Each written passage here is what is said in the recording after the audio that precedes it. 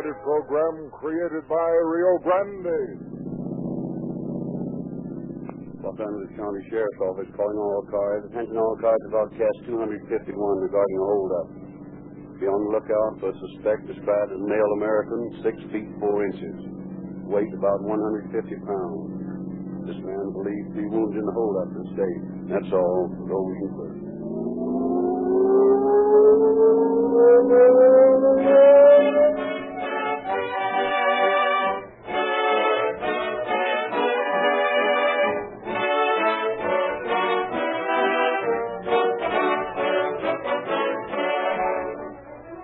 Friends, the Calling All Cars programs are not fairy tales, but the careful presentation of dramatic facts.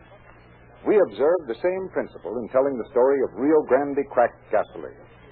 When you were told that Rio Grande Cracked is the motor fuel of police car performance, it is supported by facts which no one can deny. Here are some of them. Rio Grande Cracked powers more police cars, fire engines, ambulances, and other emergency equipment wherever it is sold than any other brand. And that's not all. In addition to a vast majority of your city and county officials, many heads of your California state and federal governments also prefer Rio Grande Cracked to power their emergency automotive equipment. And the reason for this overwhelming endorsement by those who drive the most, and thus know the most about gasoline, is that Rio Grande Cracked has proved to be quicker starting, smoother in acceleration, with greater power and maximum speed, giving the kind of mileage that saves the money of taxpayers like you and me. And so, if you're more interested in gasoline facts than in gasoline fairy stories, drop around at the red and white Rio Grande station in your neighborhood and get the most highly recommended gasoline in the West. The story we are to hear tonight is to be found in the confidential files of the office of the Sheriff of Los Angeles County. We have therefore asked Sheriff Eugene Biscalouz to open our program. The cases you hear on Calling All Cars are not all necessarily good detective stories. It's not essential that a true story such as these cases present contain all the elements of a detective thriller. Most criminals are stupid. They make blunders. Our deputy sheriffs, by common sense and hard work, take advantage of these blunders. There isn't a genius in the sheriff's office. Yet we have solved more than 99% of the cases coming under our jurisdiction. Ours is the job of proving to the criminal that crime is a losing game, and we do it. The secret of being a detective lies in being able to see the mistakes the criminal makes, and in being able to take advantage of these facts. The first mistake any criminal ever makes is in committing his crime. We shall hear tonight how this one mistake led to a lot of grief for the men involved.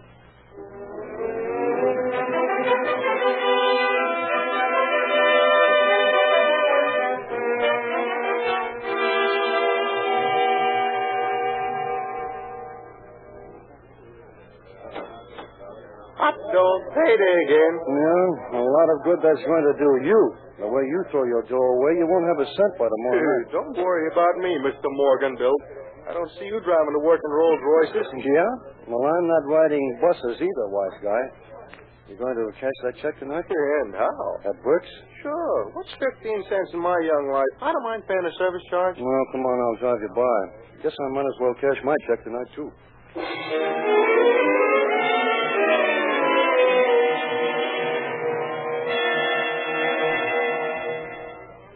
Hiya, Bert. Got any folding money around this joint? I think I might find you a little. Okay, my man. There you are, all signed and endorsed. You get a raise? Yep, making $35 a week now. That's fine. I like to see you young fellas get ahead. You'll be getting married pretty soon, won't you? That guy? Oh, who'd marry him? Well, you never can tell. Now, there you are, Joe. $34.85 for you and 15 cents for me. Thanks, John. Yours 35 too, Bill? Yep, here it is. Say, how's the missus, Bill? Oh, she's fine. I saw her going by yesterday, but she didn't stop. And say, that's a fine youngster you got, Bill. You want to take good care of him. Well, don't worry, I will. You think that was the only kid in California the way Bill raves about him? Well, you can't understand that, Joe, not yet. Wait till you have one of your own. Wait. Well, goodbye, boys, and see you next Friday. So long, John. Bye, Bert. Bye.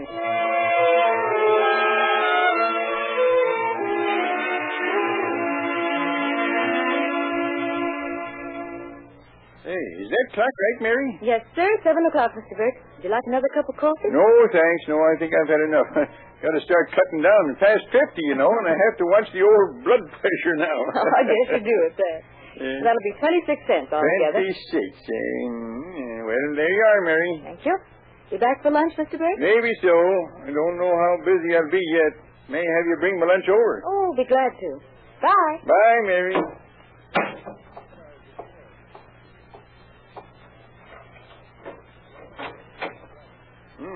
I guess I better clean this place up a little. Good morning. Can I help you? Maybe. You cash checks here? I certainly do. That's my business. Well, I got one I want cashed. Come right back here to the office, then. Yeah.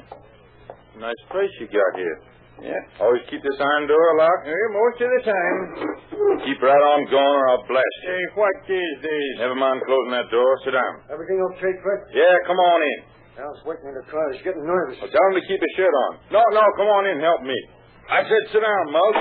Hey, take it easy, young fella. Button your lip. What's the combination of that safe? I don't know. Don't feed me that gas. I'm telling you the truth. I don't know the combination. Well, maybe this rod will make you remember. Anyway, the safe has a time lock on it. You couldn't get it open for another 30 minutes. Okay. We'll wait. Gag him, Frank. Okay. Better leave his hands free so he can turn that dial for us. You can do it yourself. And leave fingerprints all over the place. Don't try to be funny, guy. Gag him, Frank. Hey, you got a clean hanky, mister? Boy, does he look funny with that rag in his mouth. Now open that safe. Maybe he's got the combination worked out somewhere. Yeah, it's an idea. How about it, monkey?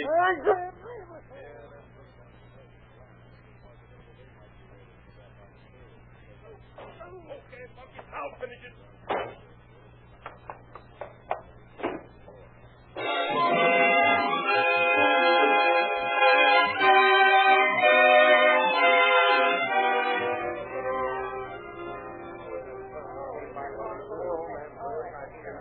Well, looks like everybody in South Los Angeles is out here. Uh-huh. Well, they haven't had a good killing out here in years.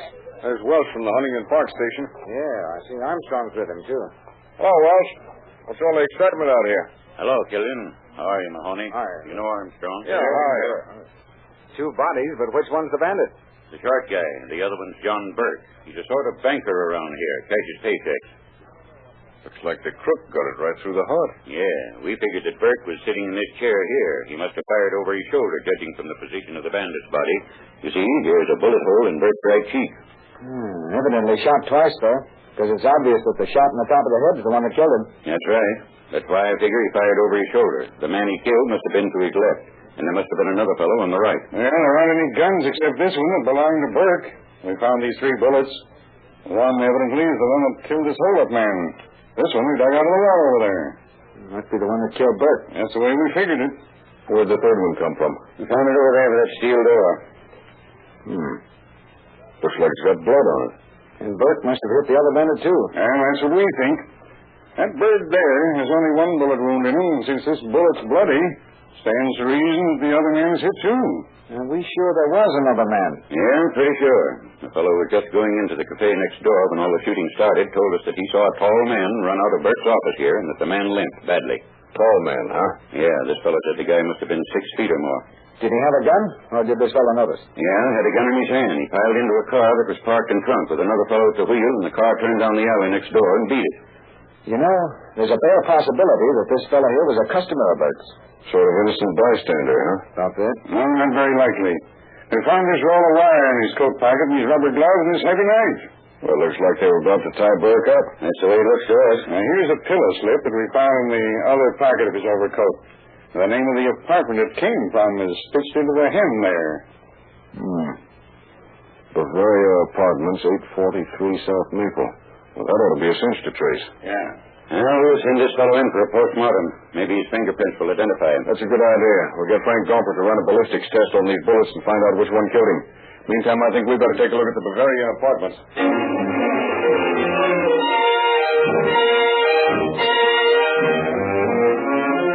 Checking with the manager of the apartment house regarding the same bandit, Killian and Mahoney received the information. No. No one like that lives here. Don't know who stole little slip. At the morgue, the dead man's fingerprints were taken and compared with files in the police department as well as in the sheriff's office. It was learned... These prints belong to Frank Eller, convicted of theft, California Motor Vehicle Code, drunkenness, petty theft, address unknown. Armed with this information, Killian and Mahoney returned to the apartment house to continue their investigation. What you want now? We want to know if you have a fellow living here, a very tall man, over 6 feet. Oh, yes. Tall man, he lives here. Apartment 41. I'll show you. Right back here, please. How long does this man live here? Oh, not long. Week, 10 days, maybe. What's his name? Hamilton, his name, he tell me. What's his first name? Oh, Fred, I think it is. Fred Hamilton, huh? Here's the apartment, please. It's not locked. Empty. Yeah, but it speaks volumes, Paul. I'll say. Take a look at the blood on that bed. Oh, so here's one of my good towels. Or soap with blood. Here's a real find, Will. Yeah? There's a pair of pants I found in the trash basket. Take a look at the length of these. I go back to office, please. Well, unless I missed my guess, that's blood on those pants, too. Sure it is. And here's a bullet hole right below the waistband. Front and back. Bullet went right through him. Looks that way. Judging from the length of these pants, I'd say this bird's 6.5 feet tall at least. I'd just as soon have these as a picture of the guy. Here's something. What'd you find? Iodine swabs and old bandages. Yeah, looks like Hamilton's the man we're looking for. Yeah, but where to look, that's another question. Yeah. Oh, here's another pair of pants. Yeah? Maybe these will turn up something. Yep. Take a look at this. What is it? Property tag from the General Hospital, dated December 25th, 1937. Oh, that's just about a month ago. Patient number 83564, ward 5200. Name Frank Ellers. See, that does something. Wait a minute, there's something written on the back. Yeah, see it. Fred, 843 South Maple Street, apartment 41. Frank here at 7 a.m. Well, that definitely puts the third man in the picture. Yeah, assuming that Fred is Hamilton and Frank is Ellers. The guy who left this note's probably the man who drove the car when Burke was killed. Well, one thing's certain. Hamilton will have to contact a doctor sooner or later. We'd better get this description to the hospitals and all the doctors. We better check with the General Hospital about this Ellers guy, too. We'll phone him and tell him we're coming.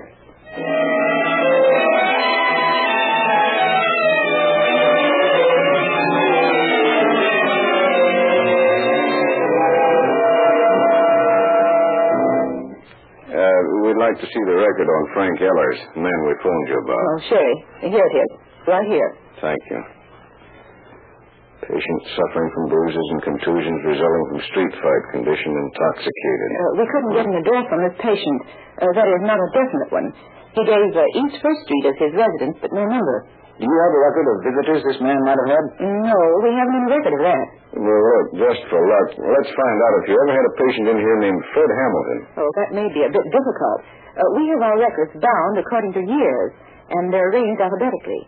If you care to look at them, you may. We'd care to. Yeah. Right in here, please. Now you'll find all the records in these files right here. Just help yourself. Well, thanks, we will. Well, looks like we'll be here till spring. No, it won't take so long. I don't know about that. Well, I can't find any Fred Hamiltons in 1936. I haven't found any in 1937 either. Yeah, you couldn't use a Joe Hamilton, could you? No, I don't think so. No Fred Hamiltons in that one. I'll try 1935. Well, hand me 1934. There's nothing in this one. All right. Here you are. Boy, I'm glad we're not looking for John Smith. Ever try finding a guy named Johnson? No. Why? Most common name in the English language. Yeah? Well, there's no Fred Hamiltons in this book. Give me 32. Okay, I'll take those three. Hey, it's getting darker outside. Looks like rain. Yeah, that'd be fine. Traipsing around in the rain looking for a 6.5-foot murderer. It's bad enough looking for any... Hey, wait a minute. Here's a Fred Hamilton. Admitted in 1932, arthritis. Worked at Noah Brewery's Truck Club up in the High Sierras. You suppose it's too much to hope this is the guy we're after? I don't know. It's a lead anyway. I heard he was married. Yeah, luck couldn't hold out on that, though. He couldn't have been married here. Never can tell. We're not going to pass up any bet.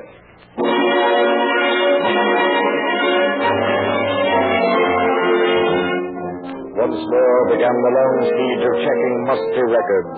Back in the pages of the marriage license books, Killian and Mahoney scanned every line, looking for the name of Fred Hamilton. At last, in 1928, the record showed that Hamilton had married Edna Enders. As a final point of search, Killian and Mahoney chose the city directories. In the directory for 1937 appeared the name of Edna Enders and her address. I'm getting awfully fed up with ringing doorbells. Oh, it might be worse. How? You might be selling brushes. Oh, yeah, or magazines. I wonder if this dame's home.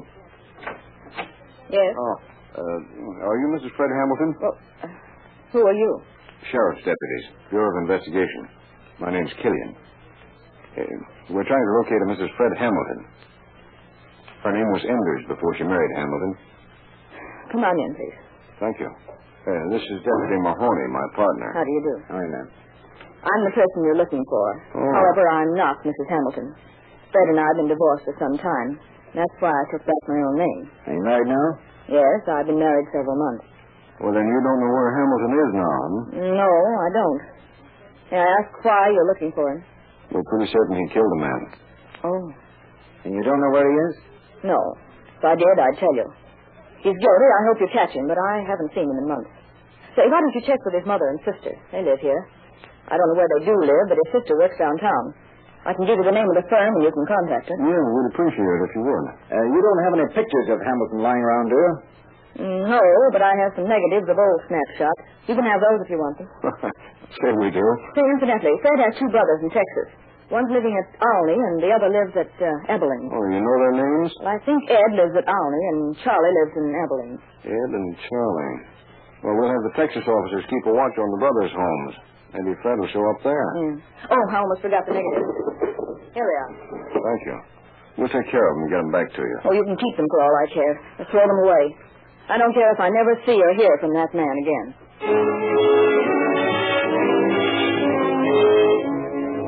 Dispatching telegrams to the police in the towns where Hamilton's brothers lived, Killian and Mahoney continued their investigation in Los Angeles.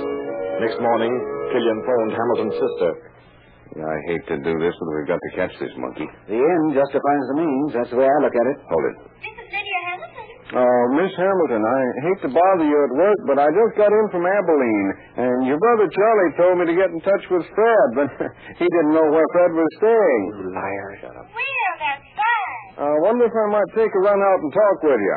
Well, I'm sure you could, but perhaps you better talk to Mother first and see when she's going to be home, and then perhaps you can come out to the house. I'm sure she'd like to hear about Charlie. Oh, that'd be fine. Where can I get in touch with her? Well, she's working in a drugstore down on East 7th, near Los Angeles Street. You know where that is? Well, I think I can find it. Tell her where we can. Well, you can get in touch with her, and then whatever she wants to do will be all right with me. All right, that's what I'll do. Goodbye. Goodbye. Well, this thing's getting complicated. Now I've got to go down to Lyda Hamilton's mother.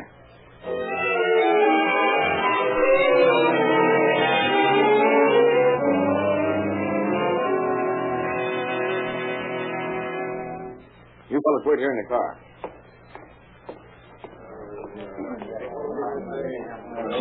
What'll it be today, young man? A cup of coffee, please. Cream? Yes, cream, please. Are you Mrs. Hamilton? Why, yes, I am. Well, my name's Killian. I talked to your daughter over the phone a while ago. She told me where I'd find you. But why were you looking for me? Maybe I'd better explain. You see, I just got in from Abilene.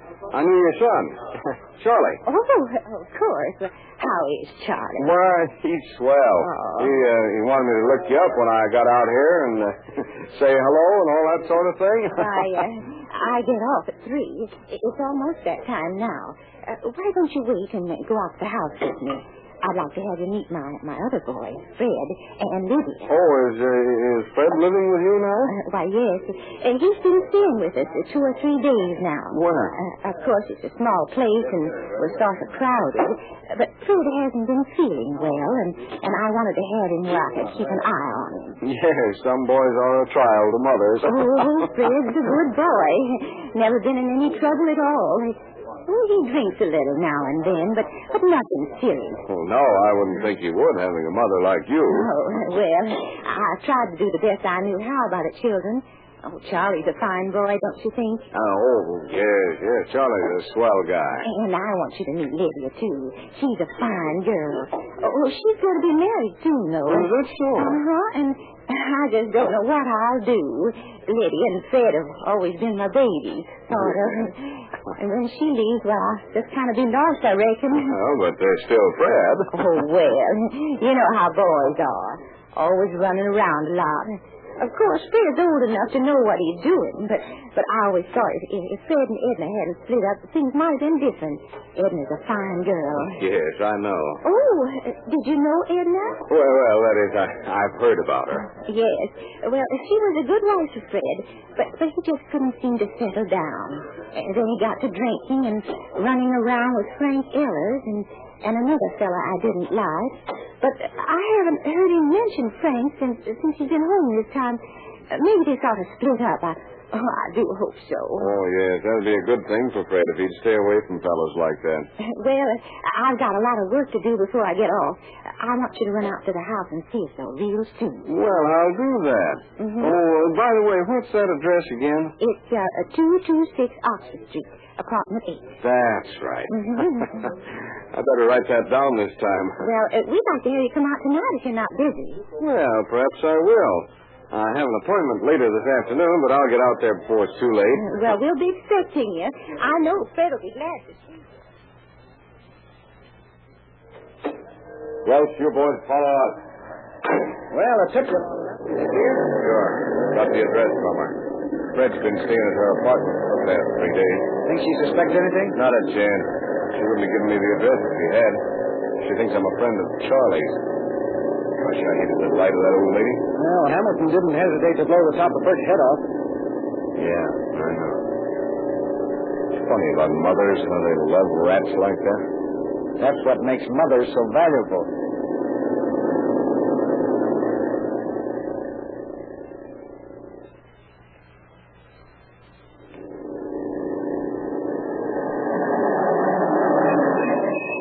Well, here comes Welsh and his partner. Well, he worked with Armstrong. It's Armstrong's day off. Henry Williams is taking his place today. Which place is it, Will? 226, right on the corner there. Apartment 8. Well, that ought to be on the ground floor. It is. Come on, let's get in there. Well, I hope Hamilton doesn't see us and decide to give us what Bert got. Well, you've got something worth thinking about there, son. You better be ready for him. We'll take care of our end of it. Hold it. Apartment 8 is right here on the corner. Look, Welch, you and Williams plant yourselves under those windows outside, just in case. Paul and I'll take the door here. Right. Okay. Let's go, Paul. Hey, wait a minute. Yeah? You park on that little landing there out of the way and be ready to let him have it if it gets tough. It's no use both of us get blasted. He won't get tough. Well, you can't tell. I'll knock, and if anybody else is in there, I can pretend I'm the fuller bushman. There's nobody at home here. I hope. Try him again. I'm wearing out my knuckles on this door. Well, try the bell. I did. Not working as usual in these places. Well, knock again. Hold it. I hear somebody inside. Sound like a man? Can't tell you. Well, what do you want? Reach for the ceiling, Hamilton.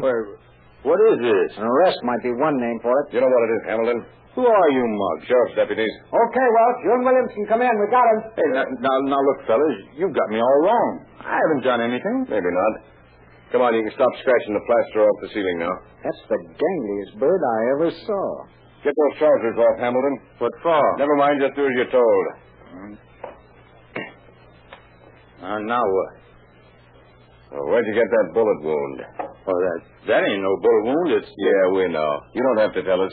It's where John Burt shot you just before you killed him. How about it, Hamilton? I don't know what you're talking about. Now, look, what makes you think we'd come in here like this with a lot of questions if we hadn't pretty definitely settled that you're the man we're after? Okay. I guess you got me. What do you want to know? That's better. Put your pants back on. All right. What doctor treated you? Nobody. I did it myself. What about your mother and sister? Are they in on this? They don't know nothing about it. I told them I was sick. Said I had flu. How'd you happen to pick on old man Burt for a holdup?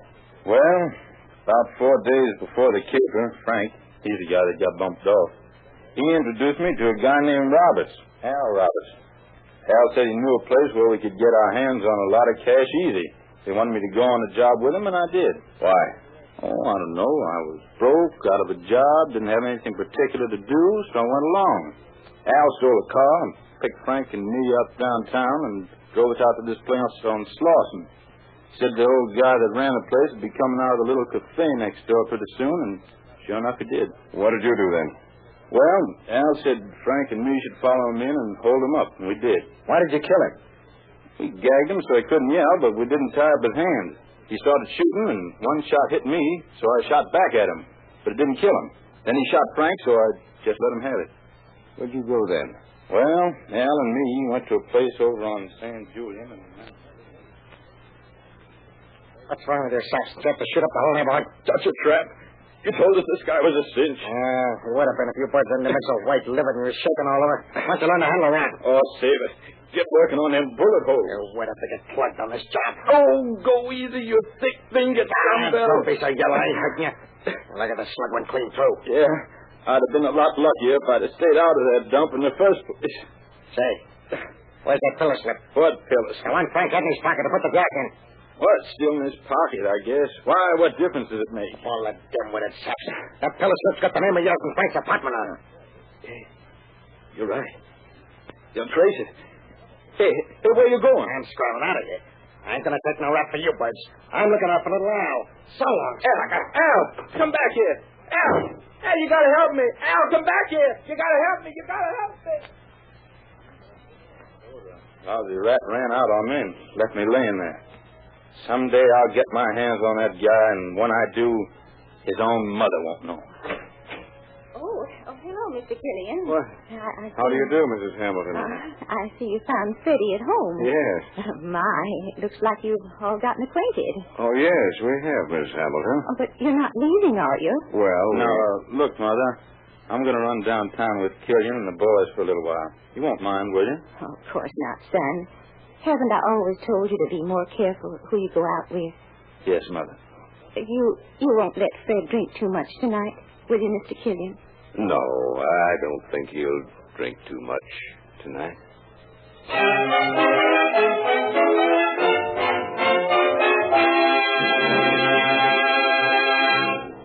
Sometimes, friends, it is a crime not to do the things we should.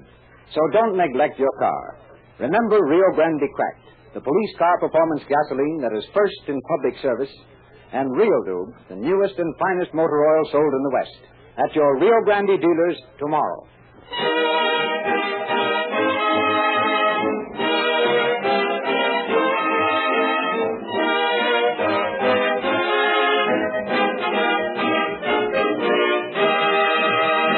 From information furnished by Hamilton, his companion was captured in Seattle and returned to Los Angeles, where he was tried with Hamilton on a charge of murder. Both men were convicted and sentenced to life imprisonment in San Quentin prison. Another example of a crime that did not pay.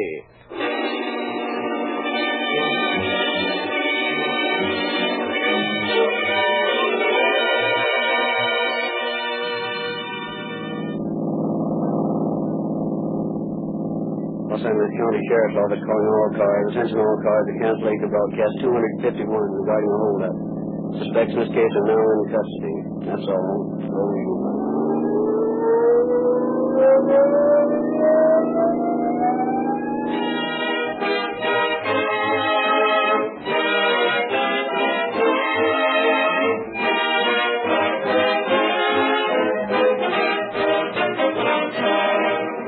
This is your narrator, Barry Kroger, bidding you good night for Rio Grande.